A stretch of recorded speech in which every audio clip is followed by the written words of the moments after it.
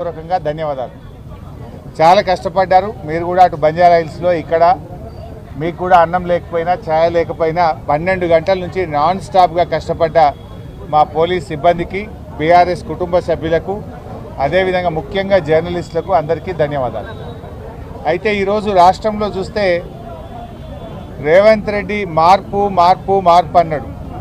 ఆయన తెచ్చిన మార్పు ఉందంటే ఈ రాష్ట్రంలో నిర్బంధాలు, అక్రమ అరెస్టులు, రాజ్యాంగ ఉల్లంఘనలు తప్ప ఆయన తెచ్చిన మార్పు అయితే లేదు. ఏ నిరుద్యోగ యువతకైతే మాట ఇచ్చారో ఆ నిరుద్యోగ యువతను అదే అశోక్ నగర్లో వీపులు కమిలిపోయేటట్టు కొట్టారు. గిరిజనులకు ఏ గొప్ప గొప్ప మాటలు చెప్పినరో అర్ధరాత్రి పూట ఆ గిరిజనుల మీద దాడి చేసి ఈరోజు కూడా ఆ గిరిజనులందరినీ కూడా జైళ్లలో నిర్బంధించారు. అంటే రేవంత్ పాలన ఆనాటి ఇందిరమ్మ రాజ్యంలోని ఎమర్జెన్సీ పాలనను ఇవాళ తలపిస్తూ ఉంది. ఎవరు కూడా పోలీసులతో రాజ్యమేలిన ఏ ప్రభుత్వం కూడా ముందు పడలేదు. పోలీసులను అతిగా ప్రయోగించిన ఏ ప్రభుత్వాన్ని కూడా ప్రజలు సహించలేదు. ఇందిరమ్మ లాంటి వాళ్ళను సైతం కూకటి వేళ్లతో పెకిలించిన దేశం ఈ భారతదేశం. ఇవాళ రేవంత్ రెడ్డి కూడా పోలీసులు అడ్డం పెట్టుకొని ప్రతిపక్షాల గొంతు నొక్కాలని, ప్రశ్నించే గొంతు నొక్కాలని ఇవాళ రేవంత్ రెడ్డి గారు ప్రయత్నం చేస్తూ ఉన్నారు. ఇవాళ పోలీస్ స్టేషన్లన్నీ కూడా కాంగ్రెస్ పార్టీ ఆఫీసులుగా మారిపోయినాయి. ఎఫ్ఐఆర్లు పోలీస్ స్టేషన్లలో తయారైతలేవు, గాంధీ భవన్లో ఎఫ్ఐఆర్లు తయారైతా ఉన్నాయి. ఏ సెక్షన్లు పెట్టాలనో, ఎవరిని అరెస్టు చేయాలో గాంధీ భవన్ నుంచి, కాంగ్రెస్ పార్టీ కార్యాలయం నుంచి ఇవాళ ఆదేశాలు ఇస్తున్నటువంటి పరిస్థితి ఉన్నది. పోలీసు ఉన్నతాధికారులు కూడా ఇవాళ ఒక విషయం ఆలోచించుకోవాలి. మీరు రేవంత్ రెడ్డి ఏం శాశ్వతం కాదు. ఈయన ఇవాళ ఉంటాడు, రేపు పోతాడు. రేపు మళ్ళీ బీఆర్ఎస్ ప్రభుత్వం రావచ్చు, ఇంకో ప్రభుత్వం రావచ్చు. కానీ పోలీసులు ఒక విషయం గుర్తుపెట్టుకోవాలి, రాజ్యాంగానికి లోబడి, చట్టానికి లోబడి పనిచేయాలి తప్ప రేవంత్ రెడ్డి ఆదేశాలతో మీరు పనిచేస్తే రేపు మీరు ఇబ్బంది పడతారు. చట్టం శాశ్వతంగా ఉంటుంది, రాజ్యాంగం శాశ్వతంగా ఉంటుంది తప్ప రేవంత్ రెడ్డి ఏం శాశ్వతంగా ఉండడు. ఆయన ఇష్టం వచ్చినట్టు ఒక సైకోలాగా ఇవాళ రేవంత్ రెడ్డి వివరిస్తూ ఉన్నాడు. ఒక శాడిస్టిక్ ప్రెషర్లో రేవంత్ రెడ్డి గారు ఉన్నారు. అంటే ఆయన ఒక పగ, ప్రతీకారంతో ఆయన పనిచేస్తూ ఉన్నాడు. ఇవాళ రేవంత్ రెడ్డి గారు ఒకటే విషయం ఆలోచించుకోవాలి.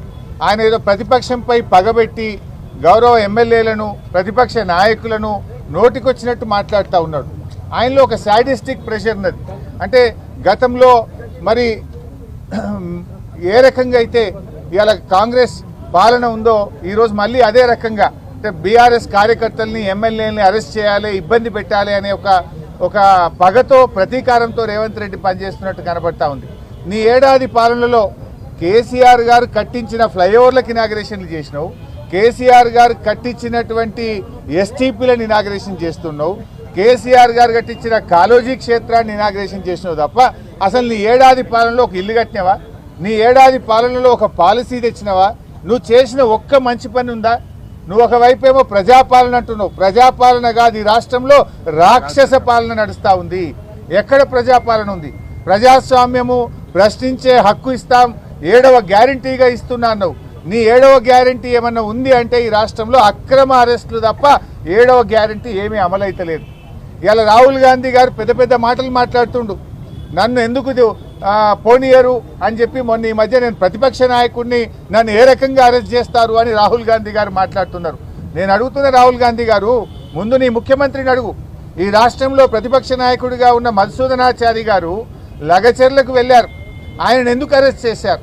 అర్ధరాత్రి పూట లగచెర్లలో మహిళల గొంతు మీద కాళ్ళు పెట్టి వాళ్ళ భర్తలను, పిల్లల్ని నువ్వు అరెస్ట్ చేస్తే ఆ కుటుంబాలను పరామర్శించడానికి, వాళ్ళకి ధైర్యం చెప్పడానికి ప్రతిపక్ష నాయకుడిగా మధుసూదనాచారి గారు వెళ్తుంటే ఆయనను అరెస్ట్ చేశారు కదా. ప్రజా సంఘాలు POW సంజయ్ గారు వారి సభ్యులందరినీ కూడా నడి రోడ్డు మీద బట్టలు చింపి వాళ్ళు అరెస్ట్ చేశారు కదా. అసలు ప్రజాస్వామ్యం ఎక్కడుంది? రాహుల్ గాంధీ గారు రాజ్యాంగం గురించి, ప్రజాస్వామ్యం గురించి మాట్లాడాలంటే ముందు మీ రేవంత్ రెడ్డి నీ చక్కగా చేయి, ఆయనకు ఆదేశాలు ఇయ్యి, లేదా ఆయన నీకు విరకపోతే ఆయనను తొలగించు. ఇలా అర్థమవుతుంది, రేవంత్ రెడ్డి ఫ్రస్ట్రేషన్ కూడా అర్థమవుతుంది. ఢిల్లీకి పోతే రాహుల్ గాంధీ అపాయింట్మెంట్ దొరకలేదు. ఈ మధ్య 5 ట్రిప్పులు 6 ట్రిప్పులు కొట్టినా ఢిల్లీలో రాహుల్ గాంధీ అపాయింట్మెంట్ దొరకలేదు. ఎవడు కుర్చీ గుంజుకుంటాడో అనేటువంటి ఫ్రస్ట్రేషన్లో ఉంది. మంత్రులు ఎవరు ఆయన మాటింటున్నటువంటి పరిస్థితి లేదు. అంత ఆగమాగం. ఆ ఫ్రస్ట్రేషన్లో ఒక సాడిస్టిక్ ప్రెషర్లో ఇవాళ పాలన కొనసాగిస్తున్నాడు. ఆయన ప్రజలకు ప్రభుత్వం పాలన మీద దృష్టి లేదు. ఎంతసేపు ఎక్కడ డబ్బులు సంపాదించాలి, ఎక్కడ ప్రతిపక్షాల మీద అక్రమ కేసులు పెట్టాలి, ఎక్కడ ప్రతిపక్షాలను వేధించాలి, దీని మీద ఇవాళ రేవంత్ రెడ్డి గారు పనిచేస్తున్నారు తప్ప అసలు పాలన ఇవాళ గాలికి వదిలేసిండ్రు. నీ ఏడాది పాలనలో ఏ వర్గం బాగుపడ్డది రేవంత్ రెడ్డి గారు? మహిళలకు నువ్వేమన్నా చేసినవా? మహిళలకు 1,00,000 కోట్ల వడ్డీలను రుణం అన్నావు, అది బోగస్. కేసీఆర్ గారు ఇచ్చిన 5 లక్షల రూపాయలకే వడ్డీ లేని రుణం ఈరోజు ఈ రాష్ట్రంలో వర్తిస్తుంది. నీ 1,00,000 కోట్ల వడ్డీ లేని రుణం బోగస్. మహిళలకు నువ్వు చెప్పినటువంటి మహాలక్ష్మి బోగస్. ఇవాళ రేవంత్ రెడ్డి అంటున్నాడు మంచి సలహాలు ఇవ్వండి, సూచనలు ఇవ్వండి అని. మేము చాలా సలహాలు ఇస్తున్నాం. మేమేం నీ పాలనను అడ్డుకుంటలేం కదా. నువ్వు 100 రోజుల్లో 6 గ్యారెంటీలు అమలు చేస్తా అని బాండ్ పేపర్ మీద నువ్వు ఒక దిక్కు, బట్టి విక్రమార్కో దిక్కు సంతకం పెట్టి కాళ్ళు ఏళ్ళు పట్టుకొని ఓట్లు వేయించుకున్నారు. 100 రోజులు కాదు, నీ పాలనకు 365 రోజులైంది. నీ 6 గ్యారెంటీలు అమలు చేయమని అడుగుతున్నాం. ఇది తప్ప? నువ్వు రైతులకు వరంగల్లో డిక్లరేషన్ ఇచ్చి 9 హామీలు రైతు డిక్లరేషన్లో వరంగల్లో చెప్పావు. 9 హామీల్లో ఒక్క హామీ అమలు కాలేదు, అది అమలు చేయమని చెప్పాం. ఇది తప్ప? ఇది సూచన కాదా? మేమేమంటున్నాం, నువ్వు చెప్పిన 15,000 రైతు బంధు ఈ రేవంత్ రెడ్డి, నువ్వు 2 సార్లు కాదు 3 సార్లు రైతు బంధు ఇవ్వమని ఆ రోజు కేసీఆర్ని అడిగినావు. 3 సార్లు రైతు బంధు రేవంత్ రెడ్డి అన్నాం. ఇదేమన్నా నిన్ను అడ్డుకుంటున్నామా? నువ్వు అడిగిన మాటలే నీకు యాద్ చేస్తున్నాం, నువ్వు చెప్పిన మాటలే నీకు గుర్తు చేస్తున్నాం. అవ్వా తాతలకు 4,000 పింఛన్ ఇస్తా, ఇందిరమ్మ రాజ్యం వస్తుంది అన్నావు. 4,000 పింఛన్ ఎప్పుడు ఇస్తావు రేవంత్ రెడ్డి గారు అని నేను గుర్తు చేస్తా ఉన్నాం. ఇది తప్ప? అరే మూసీలో పేదల ఇండ్లు కూలగొట్టకు, హైడ్రా పేరిట గరీబోళ్ళ ఇండ్లు కూలగొట్టకు రేవంత్ రెడ్డి అన్నాం. ఇది సూచన కాదా? మూసీ మీద అఖిలపక్షం బిలు, మేము వచ్చి మీకు సూచనలు ఇవ్వడానికి రెడీగా ఉన్నామని చెప్పినాం.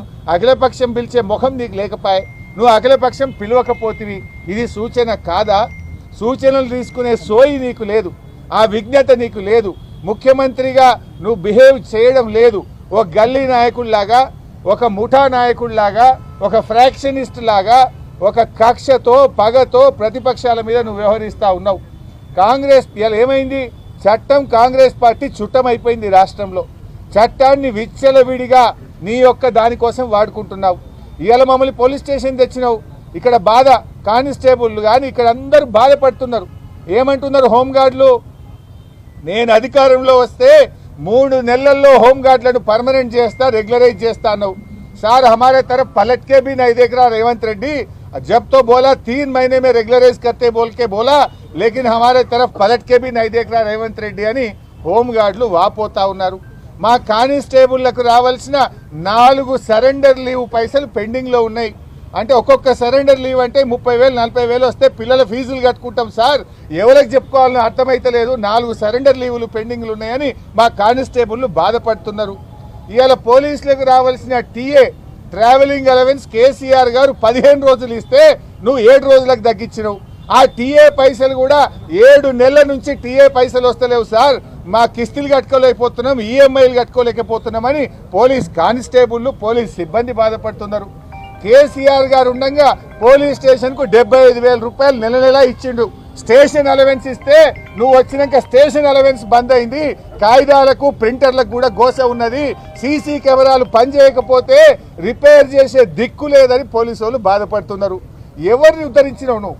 పోలీస్ స్టేషన్కి వస్తే కూడా ప్రజలు ప్రతిపక్షానికి బాధలు చెప్పుకునే పరిస్థితి వచ్చింది. రైతుల దగ్గరికి పోతే మద్దతు ధర లేదు, పత్తిని మద్దతు ధరకు కొనే దిక్కు లేదు, నువ్వు చెప్పిన బోనస్ రాదు, రైతు రుణమాఫీ రాదు, రైతు బంధు పడకపాయే, అవ్వాతాతలకు 2 నెలల పింఛన్ ఎగ్గొట్టివి. కష్టాలు తప్ప నీ పాలనలో చేసింది ఏంది?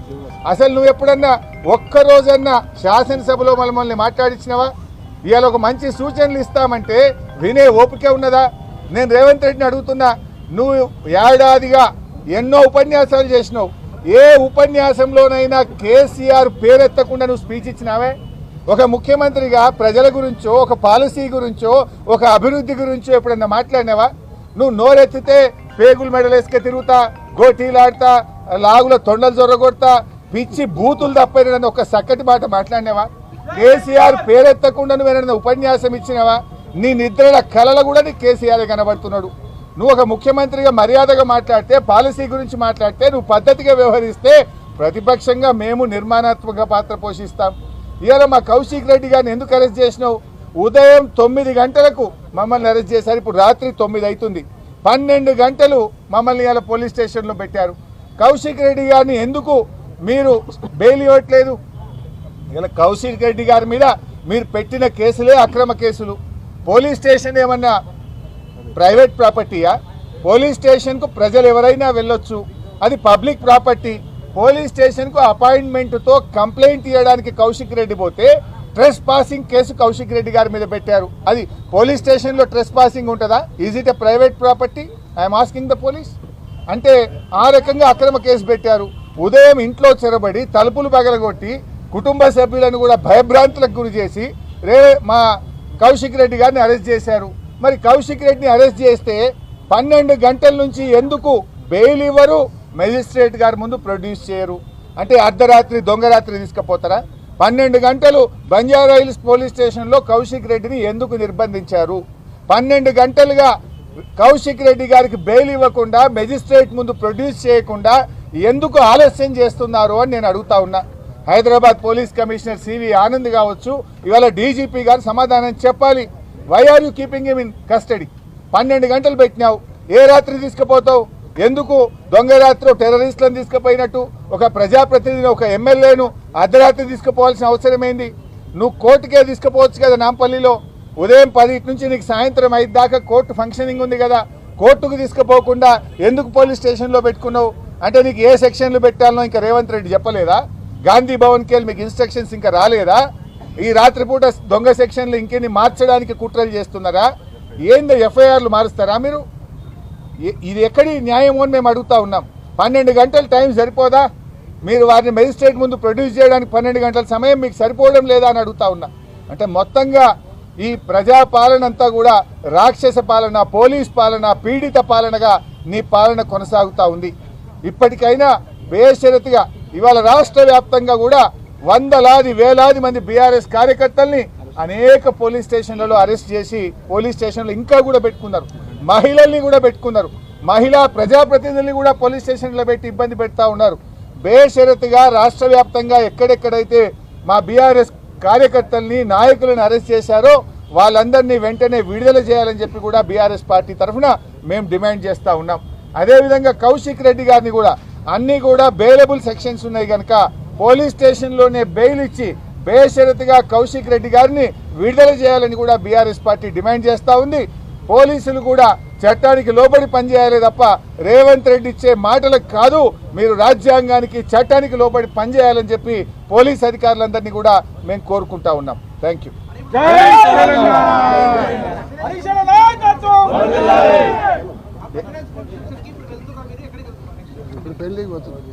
సరే, ఒక